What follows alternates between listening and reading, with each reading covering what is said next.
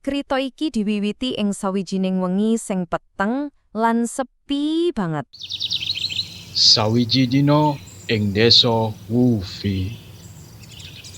Lokasine ana ing dusun Wufi Tengguli. Wis bengi, lah kok listrike mati sisan. Sak dusun peteng dadat. Sepi nyenyet, mung krungu suara jangkrik karo kewan-kewan wengi liyane. Nah, ing tengah-tengah sepi kuwi mau, ana wong sepuh jenenge Ben-Hur Deniro, umure wis 74 taun. Mbuh keneng opo wengi kuwi mripate ora gelem rem, mung klisak-klisik gelisah ing jero omah sing peteng. Ben ora sepi-sepi banget, dheweke njupuk radio tuane sing isih nganggo baterai, terus diurupke. Rencanane arep golek lagu-lagu tahun 70-an, eling-eling jamane isih dadi tentara, jamane isih ngrayu bojone, eling Sulawesi sing saiki wis angler turu ing kamar. Pas muter-muter gelombang, akhire mandek ing Wuflit FM. Wah, kebeneran banget. Lagune lagi wae rampung, terus penyiarke ngomong nek acara kirim-kirim salam lanyon lagu arep diwiwiti. Pak Ben-Hur langsung mapan ke awake, siap-siap ngrungokke. Ora let suwe, tilpon ing studio muni. Penyiarke jenenge Tony langsung ngangkat. Bar salam-salaman, dheweke takon, "Tembung sandi?" Sing nelpon langsung jawab, "Suatu hari di desa Wufi." Krungu omong-omongan sing khas kaya ngono kuwi, Pak Ben-Hur mesem dhewe. Lah, sing nelpon iki mau jenenge Mariam. Tapi aneh, pas ditakoni saka dusun ngendi, dheweke ora gelem jawab. Jarene alamate rahasia. Suasanane langsung malih pas Mariam mulai ngomongke tujuane nelpon. Jarene, "Niki Mas, kula sanes badhe nyuwun lagu mawon, tapi ajeng ngaturi informasi."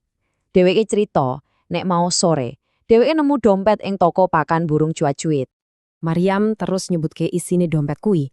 Kaping pisan ana duit pas 350.000 rupiah. Majegagik. Pak Ben-Hur sing mau wis liar-liar arep keturon langsung kaget. Lah kok jumlahe pas persis karo duit sing dicupuk saka ATM mau awan. Mariam neruske maneh. Terus nggih Mas, wonten kartu ATM BRI, wonten kaya KTP, kali SIM. Wah, kabeh keterangane Mariam kuwi cocok pol. Rasa ngantuke Pak Ben-Hur langsung ilang babar blas. Mripati ambo, melek, jantungnya mulai deg-degan ora karuan. Ora mikir dawa-dawa, Pak Ben-Hur langsung ngadeg. Klising mlebu kamar. Tangane ngerayangi kantong celana sing dicantolke ing mburine lawang. Kuwi celana sing dienggo mau awan. Loh, kempes, kosong, dompete ora ana. Welah, dompet kuwi ilang tenan, gruninge Pak Ben-Hur.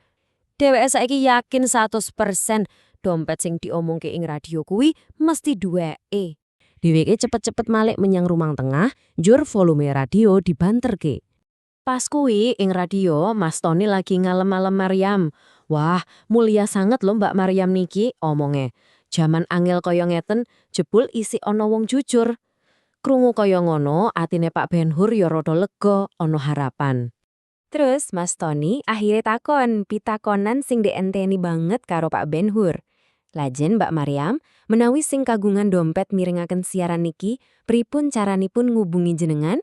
Tapi jawabane Mariam malah gawe bingung.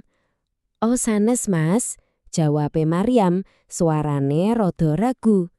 "Sing mulya niku sanes kula, nanging Pak Ben-Hur." Pak Ben-Hur sing ngrungokke langsung kami tenggengen. Mariamne neruske maneh. Jarene dheweke malah arep ngaturke matur nuwun kanggo Pak Ben-Hur. Lan uga arep nyuwun lagu khusus. Kabeh dadi tambah ora jelas lan aneh banget. "Lagu niki spesial kangge Pak Ben-Hur," omonge Mariam ing pungkasan.